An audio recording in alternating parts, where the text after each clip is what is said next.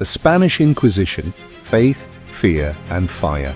Imagine living in a time where your faith could mean life or death, where a whisper could send you to the flames, and where the most powerful tool of a nation wasn't a sword, but fear itself. Welcome to one of the darkest chapters in religious and political history, the Spanish Inquisition, a chilling tale of control, conformity, and cruelty that spanned centuries and shook the very soul of Europe. This was not just a religious court, it was a machine of power that would redefine loyalty, reshape a kingdom, and leave behind a legacy drenched in both terror and myth. Let's step back into the shadows of medieval Spain, where silence was survival. 1. The birth of the Inquisition, context and purpose. The Spanish Inquisition officially began in 1478, authorized by Pope Sixtus IV at the request of King Ferdinand II of Aragon and Queen Isabella I of Castile. But to understand why it started, we need to rewind. Spain, or the Iberian Peninsula, had long been a melting pot of Christians, Jews, and Muslims. For centuries, Muslims had ruled large parts of Spain during the period known as Al-Andalus, and Jewish communities had flourished under their protection. But as Christian kingdoms reconquered Spain during the Reconquista, religious tolerance eroded. By the time Ferdinand and Isabella united their crowns through marriage and completed the Reconquista with the fall of Granada in 1492, there was a powerful push for religious unity. Their target? Conversos, Jews and Muslims who had converted to Christianity, often under pressure. Many of these converts were suspected of secretly practicing their old faiths. The monarchy wanted not just public conversion, but internal loyalty. The Inquisition would be the tool to test it. 2. Who were the victims?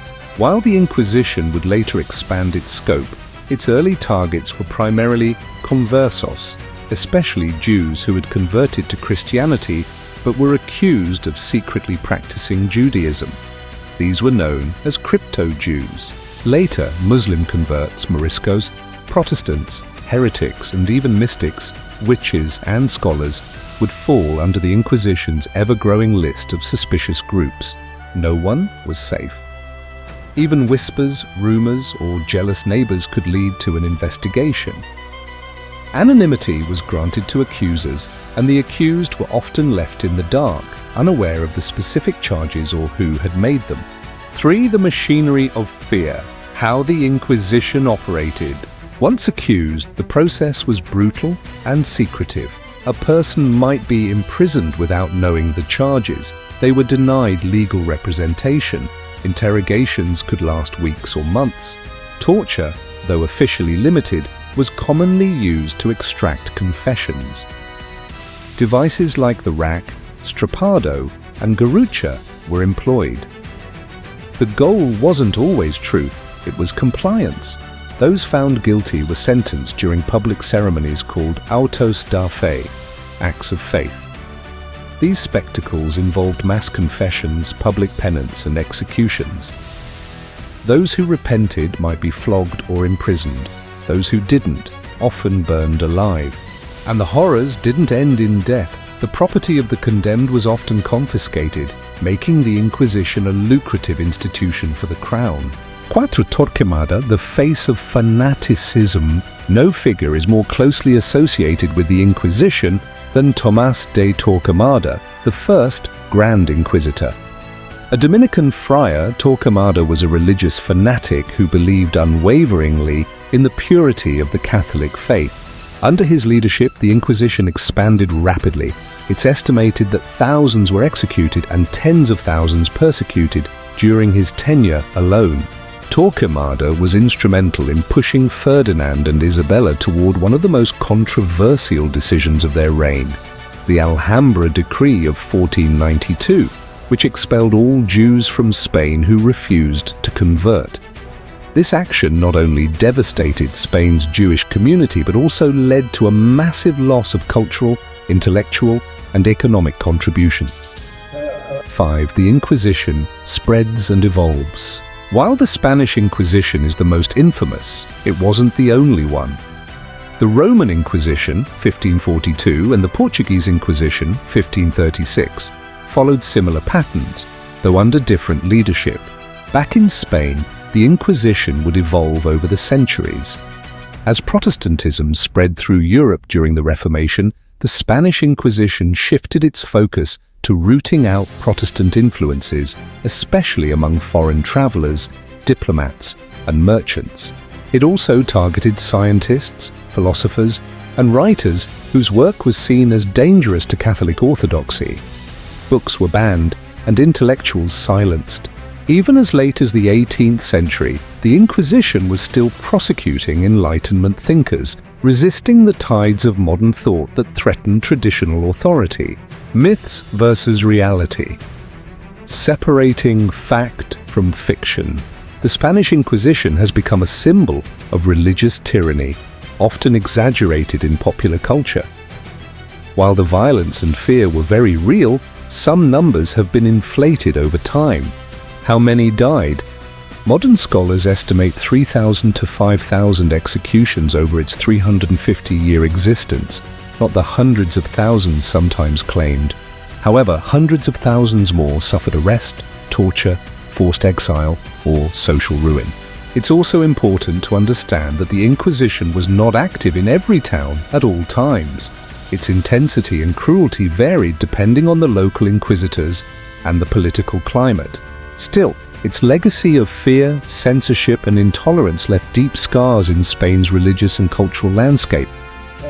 Decline and abolition. As Europe moved into the modern age, the Inquisition's methods began to feel increasingly outdated, even to many within the Catholic Church. The Enlightenment, revolutions, and liberal movements of the 18th and 19th centuries challenged the legitimacy of such authoritarian institutions. As Spain faced internal upheaval and external pressure, the Inquisition weakened. It was officially abolished in 1834 under the reign of Queen Isabella II, though by then it had been largely inactive for years. Its records, however, remained. Archives filled with confessions, trials, and torture became grim historical testimonies of the era's oppression. Lasting impact. The Spanish Inquisition didn't just torture bodies, it stifled freedom of thought, religious diversity, and scientific progress. Jewish and Muslim communities, once vibrant in Spain, were decimated or driven underground. Spanish intellectual life suffered, as fear and censorship drove innovation elsewhere. The term Inquisition itself became synonymous with unjust persecution, used to describe any oppressive authority. Yet, it also serves as a warning, a historical mirror reflecting how the thirst for absolute power, when cloaked in religious righteousness, can turn a nation against its own people. A shadow still cast. The fires of the Spanish Inquisition may have burned out nearly 2 centuries ago, but its shadows still dance across the pages of history. It reminds us that intolerance, when institutionalized, can destroy cultures, suppress truths, and silence generations. Whether in the name of faith, ideology, or control, fear has always been a weapon. And those who wield it rarely stop at words. The Spanish Inquisition is not just a relic of the past, it's a cautionary tale. In our age, where religious freedom, human rights, and freedom of thought are still contested, we must remember what happens when a society chooses conformity over compassion. So, the next time history seems to repeat itself, remember Torquemada's trials and the silence of those who could not speak. Because when justice is blindfolded by power, truth burns with it.